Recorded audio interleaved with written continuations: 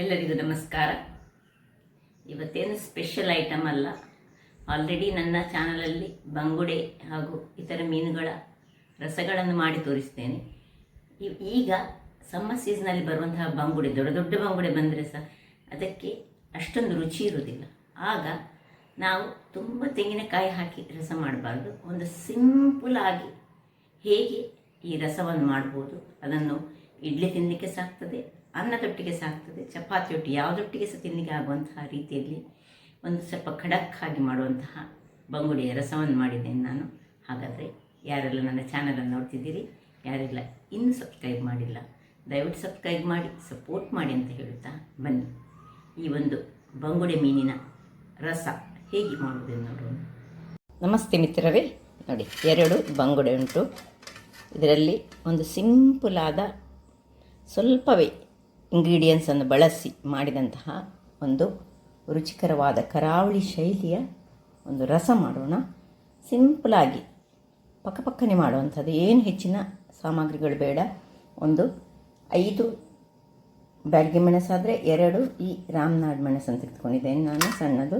1/4 ಚಮಚ ಮೆಂತೆ, 1/4 ಚಮಚ ಪೆಪ್ಪರ್ಕಾರ್ನ್ಸ್ ಅಂದರೆ ಕರಿಮೆಣಸು, ಅರ್ಧ ಚಮಚದಷ್ಟು ಜೀರಿಗೆ, 1/2 ಚಮಚದಷ್ಟು ಕೊತ್ತಂಬರಿ ಬೀಜ ಮಾತ್ರ ಯಾವಾಗಲೂ ಸ್ವಲ್ಪ ಹೆಚ್ಚು ಹಾಕಿದರೆ ಒಂದು ಈ ಬಂಗುಡೆಯ ರಸಕ್ಕೆ ಬಹಳ ಪರಿಮಳ. ಒಂದು ಸಣ್ಣ ಲಿಂಬೆ ಗಾತ್ರದಷ್ಟು ಹುಳಿ ಬೇಕು ನಮಗೆ. ಒಂದು 4-5 ಚಮಚಗಳಷ್ಟು ಮಾತ್ರ ನಮಗೆ ತೆಂಗಿನ ತುರಿ ಸಾಕು, ತುಂಬ ತೆಂಗಿನ ತುರಿ ಸಹ ಬೇಡ. ಒಂದು ನೀರುಳ್ಳಿಯಲ್ಲಿ ಅರ್ಧ ನೀರುಳ್ಳಿ ಸಣ್ಣಗೆ ಹೆಚ್ಚಿಕೊಳ್ಳಿ, ಅರ್ಧ ನೀರುಳ್ಳಿ ಗ್ರೈಂಡಿಂಗಿಗೆ. ಒಂದು ಕಾಯಿ ಮೆಣಸನ್ನು ಸಣ್ಣದಾಗಿ ಹೆಚ್ಚಿಟ್ಕೊಂಡಿದ್ದೇನೆ. ಒಂದು ಅರ್ಧ ಇಂಚಿನಷ್ಟು ಶುಂಠಿಯನ್ನು ಸಹ ಸಣ್ಣದಾಗಿ ಹೆಚ್ಚಿಟ್ಕೊಂಡಿದ್ದೇನೆ. ಹಳದಿ, ತೆಂಗಿನ ಎಣ್ಣೆ ಮತ್ತು ಸ್ವಲ್ಪ ಉಪ್ಪು. ಈಗ ಮೊದಲಿಗೆ ಈ ಮೀನನ್ನು ನಾನು ಚೆನ್ನಾಗಿ ಕ್ಲೀನ್ ಮಾಡಿ ತರ್ತೇನೆ, ಆಮೇಲೆ ಮಸಾಲೆ ಹುರಿಯೋಣ. ವೀಕ್ಷಕರೇ, ಇಲ್ಲಿ ನೋಡಿ, ಮೀನು ಚೆನ್ನಾಗಿ ಕ್ಲೀನ್ ಮಾಡಿ ತಂದೆ. ಕ್ಲೀನ್ ಮಾಡಿದ ಮೇಲೆ ಅದರ ನೀರು ಸ್ವಲ್ಪ ಸಹ ಇರಬಾರ್ದು. ಮೀನಲ್ಲಿ ಮೇನ್ ಇರೋದು ಕ್ಲೀನ್ ಮಾಡೋದು. ಕ್ಲೀನ್ ಮಾಡಿ 3 ಸರ್ತಿ ಬಹಳ ಚೆನ್ನಾಗಿ ತೊಳೆದುಕೊಂಡ ಮೇಲೆ ಸ್ವಲ್ಪ ಸಹ ನೀರಿಲ್ಲದ ಹಾಗೆ ನಾವು ಇದನ್ನು ಇಟ್ಕೊಳ್ಬೇಕು. ಈಗ ಸ್ವಲ್ಪ ಉಪ್ಪನ್ನು ಒಂದು ಕೈಯಲ್ಲಿ ಇಷ್ಟು ಪಿಂಚ್ ಆಫ್ ಉಪ್ಪನ್ನು ಇದಕ್ಕೆ ಹಾಕ್ಕೊಂಡು ಇದನ್ನು ಜಸ್ಟ್ ಹೀಗೆ ಇಡುವ. ಇನ್ನೀಗ ಮಸಾಲೆಯನ್ನು ಹುರಿದುಕೊಳ್ಳೋಣ. ವೀಕ್ಷಕರೇ, ಮೀನೊಂದು ರೆಡಿ ಇದ್ದರೆ ಸಾಕು, ಮಸಾಲೆ ಪಟಪಟನೆ ನಾವು ಮಾಡ್ಕೊಳ್ಬೋದು. ಈಗ ಒಂದು ಬಾಣಲೆಯನ್ನು ಇಟ್ಕೊಂಡಿದ್ದೇನೆ ನಾನು. ಈ ಕಬ್ಬಿಣದ ಬಾಣಲೆಯನ್ನು ಯೂಸ್ ಮಾಡ್ತಿದ್ದೇನೆ. ಇದಕ್ಕೆ ನಾವು 1 ಚಮಚದಷ್ಟು ಎಣ್ಣೆಯನ್ನು ಹಾಕ್ಕೊಳ್ತಿದ್ದೇನೆ ನಾನು. ತೆಂಗಿನ ಎಣ್ಣೆಯನ್ನು ಯೂಸ್ ಮಾಡ್ತಿದ್ದೇನೆ. ತೆಂಗಿನ ಎಣ್ಣೆಗೆ ಈಗ ಮೊದಲಿಗೆ ನಾನು ಕರಿ ಲೀವ್ಸನ್ನು ಹಾಕ್ಕೊಳ್ತಿದ್ದೇನೆ. ವೆರಿ ಸಿಂಪಲಾಗಿ ಮಾಡುವಂತಹ, ಕ್ವಿಕ್ಕಾಗಿ ಮಾಡುವಂತಹ ಒಂದು ಕರಾವಳಿ ಶೈಲಿಯ ಮಸಾಲೆ ಇದು. ಕೂಡಲೇ ಮೆಣಸು, ಇದು 5 ಮೆಣಸು, ಇದು 2 ಬ್ಯಾಡಗಿ ಮೆಣಸು 5, ರಾಮನಾಡ್ ಮೆಣಸು 2. ಇನ್ನು ಕೊತ್ತಂಬರಿ ಬೀಜ ಹಾಕಿದ್ದೇನೆ. ಅದರೊಟ್ಟಿಗೆ ಸಾಸಿವೆ ಅರ್ಧ ಚಮಚದಷ್ಟು ಉಂಟು, ಮೆಂತೆ, ಜೀರಿಗೆ ಹಾಗೂ ಕೊತ್ತಂಬರಿ ಬೀಜ. ಪೆಪ್ಪರ್ಕಾರ್ನ್ಸ್ ನಾನು ಆಗವೇ ಹೇಳಿದ್ದೇನೆ. ಸೊ ಇದರಲ್ಲಿ ಇಷ್ಟೇ ಇರೋದು. ಸಣ್ಣ ಉರಿಯಲ್ಲಿ ಇದನ್ನು 1-2 ನಿಮಿಷಗಳ ಕಾಲ ಹುರಿದ್ರೆ ಸಾಕು, ಮತ್ತೇನು ಹೆಚ್ಚು ಬೇಡ. ಈಗ ಇದಕ್ಕೆ 4 ಬೆಳ್ಳುಳ್ಳಿಯನ್ನು ಹಾಕ್ಕೊಳ್ತೇನೆ ನಾನು. ಇಲ್ಲಿ ನೋಡಿ, 4 ಬೆಳ್ಳುಳ್ಳಿ ಇದರೊಟ್ಟಿಗೆ ಹಾಕ್ಕೊಂಡು ಆಯಿತು. ಇದು ಹೆಚ್ಚಿಲ್ಲ, ಸ್ವಲ್ಪ ಇದನ್ನು ಮಾಡಿದರೆ ಫ್ರೈ ಆಯಿತು. ಯಾವಾಗ ಇದು ಉಬ್ಬಿ ಬಂತು, ಮೀನಿನ ಪದಾರ್ಥ ಅದು ಸಹ ಬಂಗುಡೆ ಮತ್ತು ಬೂತಾಯಿ ಪದಾರ್ಥ ಮಾಡಲಿಕ್ಕೆ ಬಹಳ ಸುಲಭ, ಅದು ಸಹ ರುಚಿಕರವಾಗಿ ಕರಾವಳಿ ಶೈಲಿಯಲ್ಲಿ ಮಾಡುವಂಥದ್ದು. ನೋಡಿ, ಉಬ್ಬಿ ಬಂದಾಗ ಇನ್ನು ಇದಕ್ಕೆ ನೋಡಿ ಸಾಸಿವೆ ಪಟ ಹೊಡಿಬೇಕು. ಅಷ್ಟೊತ್ತಾಗುವಾಗ ತೆಂಗಿನ ತುರಿ ಅನಿಸಿ ಇದಕ್ಕೆ ಸಹ ಹಾಕ್ಕೊಳ್ತಿದ್ದೇನೆ ನಾನು. ಒಂದು ಲಿಂಬೆ ಗಾತ್ರದ ಹುಳಿ ಸಹ ಇದಕ್ಕೆ ಹಾಕ್ತಿದ್ದೇನೆ. ಇದರೊಟ್ಟಿಗೆ ಈಗ ಆಫ್ ಮಾಡ್ಕೊಂಡಿದ್ದೇನೆ ನಾನು. ಆಫ್ ಮಾಡಿಕೊಂಡು ಇದಕ್ಕೆ 1 ಚಮಚದಷ್ಟು ಹಳದಿಯ ಪುಡಿಯನ್ನು ಸಹ ಹಾಕ್ಕೊಳ್ತಿದ್ದೇನೆ. ಆಯಿತು, ಮಸಾಲೆ ರೆಡಿಯಾಗಿದೆ. ಇದನ್ನೀಗ ಗ್ರೈಂಡ್ ಮಾಡ್ತಂದರೆ ಆಯಿತು. ಏನಿಲ್ಲ, ಕರಾವಳಿ ಶೈಲಿಯ ಒಂದು ರುಚಿಕರವಾದ ಬಂಗುಡೆ ಮೀನಿನ ಸಿಂಪಲ್ ಪದಾರ್ಥ ಇದೆ. ಇನ್ನು ಇದಕ್ಕೆ ಕುದಿಸುವಾಗ ಏನೆಲ್ಲ ಸಾಮಗ್ರಿಗಳನ್ನು ಹಾಕೋದಂತ ನೋಡ್ಕೊಳ್ಳೋಣ. ವೀಕ್ಷಕರೇ, ಇಲ್ಲಿ ನೋಡಿ, ಮಸಾಲೆ ತಣ್ಣಗಾಗಿದೆ, ತುಂಬ ಮಸಾಲೆ ಇಲ್ಲ. ಯಾಕೆ ಹೇಳಿದರೆ 2 ಮೀನಿನಿಂದ ಮಾಡ್ತಿದ್ದೇನೆ ನಾನು. ಅದರಿಂದಾಗಿ ಬ್ಯಾಚುಲರ್ಸ್ಗಳಿಗೆಲ್ಲ ಹೇಳಿ ಮಾಡಿಸಿದಂತಹ ಮಸಾಲೆ ಇದು. ಹೀಗೆ ಮಸಾಲದಲ್ಲಿ ಮಾಡಿದರೆ ತುಂಬ ಟೇಸ್ಟಿ ಸಹ, ಮತ್ತು ಪ್ರಿಸರ್ವೇಟಿವ್ ಹಾಕಿದಂತಹ ಮಸಾಲೆಯನ್ನು ಯೂಸ್ ಮಾಡೋದಕ್ಕಿಂತ ಈ ರೀತಿಯ ಮಸಾಲೆಯನ್ನೇ ಯೂಸ್ ಮಾಡಿಕೊಳ್ಳಿ. ಸೊ ನೀವೊಂದು ನಿಂಬೆ ಗಾತ್ರದ ಹುಳಿ ಅನಿಸಿದ್ದಕ್ಕೆ ಹಾಕ್ಕೊಂಡಿದ್ದೇನೆ. ಎಲ್ಲವನ್ನು ಸಹ ಬೇಕಿದೆ ಇದಕ್ಕೆ ಒಂದೇ ಬ್ಯಾಚಿನಲ್ಲಿ ಗ್ರೈಂಡ್ ಮಾಡಲಿಕ್ಕೆ ಆಗ್ತದೆ. ಸಣ್ಣ ಮಿಕ್ಸಿಯಲ್ಲಿ ನಾವೆಲ್ಲ ಏನು ಮಾಡ್ತೇವೆ, ಗ್ರೈಂಡರ ಕಲ್ಲ ಎಲ್ಲ ಯೂಸ್ ಮಾಡ್ತೇವೆ. ಇದಕ್ಕೆ ಎರಡು ಮೀನಿರುವುದರಿಂದಾಗಿ ಇಷ್ಟೇ ಮಾಡಿದರೆ ಸಹ ಸಾಕಾಗ್ತದೆ, ಏನಿಲ್ಲ. ಇದನ್ನೀಗ ಚೆನ್ನಾಗಿ ನೀರು ಹಾಕಿ ಒಳ್ಳೆ ಫೈನಾಗಿ ಗ್ರೈಂಡ್ ಮಾಡಿಕೊಂಡು ತರಬೇಕು. ಇದರಲ್ಲಿ ಇರುವುದು ಒಂದು ಮೀನು ಕ್ಲೀನ್ ಮಾಡಿ ಅದಕ್ಕೆ ಚೂರು ಉಪ್ಪು ಹಾಕಿಟ್ಟುಕೊಳ್ಳೋದು, ಮತ್ತು ಮಾಡಿದಂತಹ ಮಸಾಲೆಯನ್ನು ನಾವು ಒಳ್ಳೆ ಫೈನಾಗಿ ಗ್ರೈಂಡ್ ಮಾಡಿದರೆ ಮಾತ್ರ ಈ ನಮ್ಮ ಮೀನಿನ ಪದಾರ್ಥ ಚೆನ್ನಾಗಿ ಬರುವುದು. ವೀಕ್ಷಕರೇ, ಇಲ್ಲಿ ನೋಡಿ ಎಷ್ಟು ಫೈನಾಗಿ ಮಾಡಿದೆ ಹೇಳಿದರೆ, ಇದನ್ನು ಮಾತ್ರ ನಾನು ಬಿಟ್ಟು ಇದು ನನ್ನದು ಚಟ್ನಿ ಗ್ರೈಂಡರ್. ಬಟ್ ಹೇಗೆ ಮಾಡಿದೆ ಹೇಳಿದರೆ, ಸ್ವಲ್ಪ ಬಿಸಿ ಆಗಲಿಕ್ಕೆ ಬಿಡಬಾರ್ದು. ಗ್ರೈಂಡರನ್ನು ಬಿಸಿ ಆಗಲಿಕ್ಕೆ ಬಿಟ್ಟರೆ ನಮ್ಮ ಈ ಒಂದು ಮಸಾಲೆ ಟೇಸ್ಟ್ ಹೋಗ್ತದೆ. ಸುರಿಗೆ ಒಮ್ಮೆ ಡ್ರೈ ಆಗಿ ಗ್ರೈಂಡ್ ಮಾಡಬೇಕು, ಆಮೇಲೆ ಸ್ವಲ್ಪ ಆಫ್ ಮಾಡಿಕೊಂಡು ಸ್ವಲ್ಪ ನೀರು ಹಾಕ್ಕೊಂಡು ಗ್ರೈಂಡ್ ಮಾಡಬೇಕು.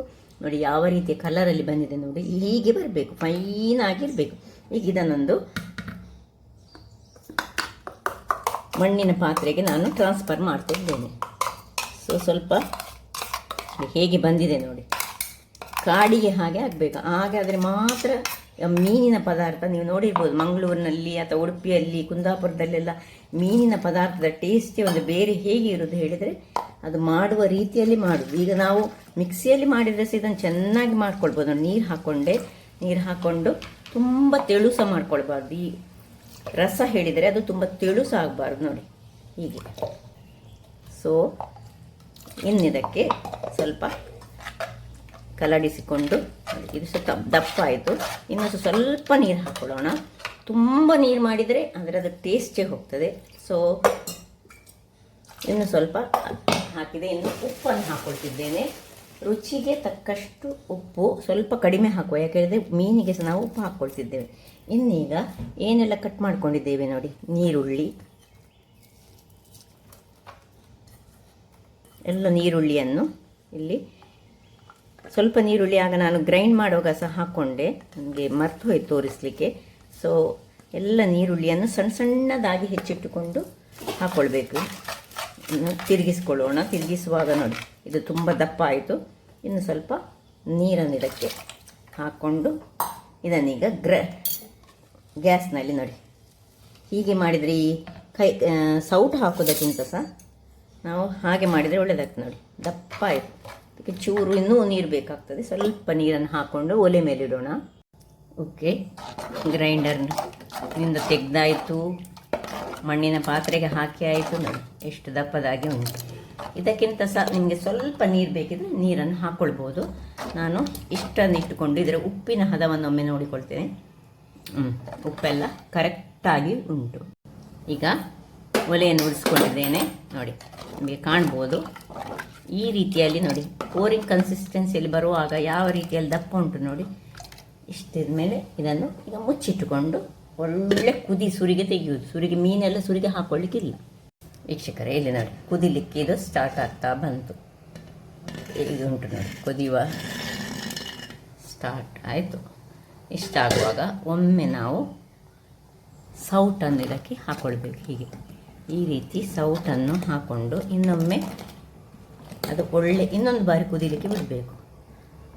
ಸೌಟ್ ಹಾಕದಿದ್ದರೆ ನಾವೇನು ಮಾಡಬೇಕು ಹೇಳಿದರೆ, ಇದನ್ನು ಈ ರೀತಿ ಹೀಗೆ ತಿರುಗಿಸಿದರೆ ಸಾಕ್ತದೆ. ಇಲ್ಲ ಸೌಟ್ ಹಾಕಿ ತಿರುಗಿಸಿದರೆ, ಸೌಟು ಈ ನಮ್ಮದು ತೆಂಗಿನ ಕಾಯಿಯ ನಾವು ತಿಪ್ಪಿ ಅಂತ ಹೇಳ್ತೇವೆ, ಗೆರಟೆ, ಅದರಿಂದ ಮಾಡಿದಂತಹ ಸೌಟಿದ್ರೆ ಬಹಳ ಉತ್ತಮ. ಈ ಸ್ಟೀಲಿದೆಲ್ಲ ಸ್ವಲ್ಪ ಈ ಇದು ಮಣ್ಣಿನ ಪಾತ್ರೆಗೆ ಸ್ವಲ್ಪ ಏನು ಹೇಳಿದರೆ ಒಡೆಯುವ ಚಾನ್ಸ್ ಇರ್ತದೆ. ಅದರಿಂದಾಗಿ ಜಾಗ್ರತೆಯಲ್ಲಿ ಸ್ಟೀಲಿನ ಸೌಟ್ಗಳನ್ನು ಹಾಕ್ಕೊಳ್ಬೇಕಾಗ್ತದೆ. ಈಗ ನೋಡಿ ಒಳ್ಳೆ ಕುದಿಲಿಕ್ಕೆ ಇನ್ನೂ ಸಹ ಶುರುವಾಯಿತು. ಹೀಗೆ ಆಗುವಾಗ ಇನ್ನೂ ಸಹ 1-2 ನಿಮಿಷ ಇದನ್ನು ಹೀಗೆ ಬಿಡಬೇಕು ನಾವು. ಆಯಿತು, ಇಷ್ಟು ಕುದ್ರೆ ಸಾಕು. ಇಷ್ಟು ಕುದಿಯುವಾಗ ಇನ್ನೀಗ ಮೀನನ್ನು ಹಾಕ್ಕೊಳ್ಳೋಣ. ನೋಡಿ ಏನು ಚೆನ್ನಾಗಿ ಸುರಿಗೆ ಯಾವಾಗಲೂ ಮೀನು ಹಾಕುವಾಗ ಇದರದ್ದು ಕಣ್ಣುಗಳನ್ನು ಹಾಕ್ಕೊಳ್ಬೇಕು. ಕಣ್ಣುಗಳನ್ನು ಹಾಕ್ಕೊಂಡು ಮತ್ತೆ ಉಳಿದ ಭಾಗಗಳನ್ನು ಹಾಕ್ಕೊಂಡ್ರೆ ಚೆನ್ನಾಗಿ ಬರುತ್ತೆ. ಒಳ್ಳೆ ಉಪ್ಪು ಸಹ ಎಳೆದುಕೊಂಡಿದೆ. ಇನ್ನು ಹಾಕಿದ ಮೇಲೆ ಹೀಗೆ ಮಾಡಿಕೊಂಡು 1 ನಿಮಿಷಗಳ ಕಾಲ ಮುಚ್ಚಳವನ್ನು ಮುಚ್ಚಿಕೊಳ್ಳೋಣ. ವೀಕ್ಷಕರೇ ನೋಡಿ, ಒಂದು ಮೀನು ಬೇಯಲಿಕ್ಕೆ ಕೇವಲ ಒಂದು 5 ನಿಮಿಷ ಮಾತ್ರ ಸಾಕು. ನೋಡಿ ಒಳ್ಳೆ ಕುದೀತಾ ಉಂಟು. ಈಗ ಜಸ್ಟ್ ಒಮ್ಮೆ ಹೀಗೆ ಮಾಡಿಕೊಳ್ಳಿ. ಹೀಗೆ ಮಾಡಿಕೊಂಡು ಏನು ಚೆನ್ನಾಗಿ ಬಂತು ನೋಡಿ. ಕಲರ್ ನಿಮಗೆ ಕಾಣ್ಬೋದು. ತುಂಬ ಸೌಟನ್ನು ಸಹ ಹಾಕ್ಕೊಳ್ಬಾರ್ದು, ಸಾಕು. ಇದನ್ನು ಆಫ್ ಮಾಡ್ಕೊಳ್ತಿದ್ದೇನೆ. ಇನ್ನು ಸರ್ವಿಂಗ್ ಟೈಮ್ ನೋಡಿ. ಒಳ್ಳೆ ಕಲರ್ಫುಲ್ಲಾದ ಬಂಗುಡೆ ಮೀನಿನ ಸುಲಭ ರೀತಿಯಲ್ಲಿ ಯಾರೂ ಮಾಡುವಂತಹ ಒಂದು ರೆಸಿಪಿಯನ್ನು ಯಾರಿಗೆ ಸಹ ಇದು ಬಹಳ ಸುಲಭವಾಗಿ ಬರುವಂತಹದ್ದು. ಸೊ ಟೇಸ್ಟ್ ಅಂತೂ ಅದ್ಭುತವಾಗಿರ್ತದೆ. ನಿಮಗೆ ಗೊತ್ತಿರ್ಬೋದು, ಈ ಮಂಗಳೂರು, ಉಡುಪಿ, ಕುಂದಾಪುರದವರ ಅಡಿಗೆಯ ಅದು ಸಹ ಮೀನಿನ ಅಡಿಗೆಯಲ್ಲಿ ನಾವು ತುಂಬ ಫೇಮಸ್. ಹಾಗಿರುವಾಗ ಇದಕ್ಕೆ ನೀವು ಎಣಿಸಿಬೇಡಿ ಯಾಕೆ ಇವತ್ತು ಓಮ ಹಾಕಲಿಲ್ಲ ಅಂತ. ಈ ಮಳೆಗಾಲದಲ್ಲಿ ಮಾತ್ರ ನಾವು ಕರಾವಳಿಗರು ಓಮವನ್ನು ಹಾಕ್ತೇವೆ. ಈ ಸೆಕೆಯೆಲ್ಲ ಇರುವಾಗ ಓಮವನ್ನು ಸ್ವಲ್ಪ ಆದಷ್ಟು ನಾವು ಅವಾಯ್ಡ್ ಮಾಡ್ತೇವೆ. ಯಾಕೆಂದರೆ ಓಮ ತುಂಬ ಹೀಟ್ ಅಂಶವನ್ನು, ಇದು ತುಂಬ ವಾಸನೆ ಮೀನು ಅಲ್ಲದ ಕಾರಣ ಇದಕ್ಕೆ ನಾವು ಓಮ ಹಾಕಬೇಕಂತ ಏನಿಲ್ಲ. ಯಾವಾಗ ಮಳೆಗಾಲದಲ್ಲಿ ಖಂಡಿತವಾಗಿ ಹಾಕಲೇಬೇಕು. ಹೀಗೆ ಸೆಕೆಗಾಲ ಎಲ್ಲ ಇರುವಾಗ ಅಥವಾ ಚಳಿಗಾಲದಲ್ಲಿ ನಾವು ಮಾಡ್ತಾ ಇರುವಾಗ ಸ್ವಲ್ಪ ಒಂದು ಪಿಂಚಪ್ ಓಮ ಹಾಕ್ತೇವೆ. ಇಲ್ಲೀಗ ನಾನು ಓಮ ಹಾಕಲಿಲ್ಲ. ನೋಡಿ ಯಾವ ರೀತಿಯ ರಸದ ಕಲರ್ ನೋಡಿದರೆ ನಿಮಗೆ ಗೊತ್ತಾಗ್ಬೋದು ಮೀನಿನ ರಸ ಹೇಗೆ ಬಂದಿದೆ ಹೇಳಿ. ಇಡ್ಲಿಗೆ, ದೋಸೆಗೆ, ಯಾವುದಕ್ಕೆ ಸಹ ಒಂದು ಸೂಪರ್ ಕಾಂಬಿನೇಷನ್. ಅನ್ನದೊಟ್ಟಿಗೆ ಅಂತೂ ಹೇಳೋದೇ ಬೇಡ. ಹಾಗಾದರೆ ನೋಡಿದ್ರಲ್ಲ ವೀಕ್ಷಕರೇ, ನನ್ನ ಈ ಕುಕಿಂಗ್ ಚಾನಲ್ ನಿಮಗೆ ಇಷ್ಟ ಆದರೆ ಬೋಳೂರು ಸುವರ್ಣ ಚಾನಲನ್ನು ಲೈಕ್ ಮಾಡಿ, ಶೇರ್ ಮಾಡಿ ಹಾಗೂ ಸಬ್ಸ್ಕ್ರೈಬ್ ಮಾಡಿ ಹಾಗೂ ನನ್ನ ಇನ್ಸ್ಟಾಗ್ರಾಮ್ ಪೇಜನ್ನು ಫಾಲೋ ಮಾಡಿ. ಧನ್ಯವಾದಗಳು.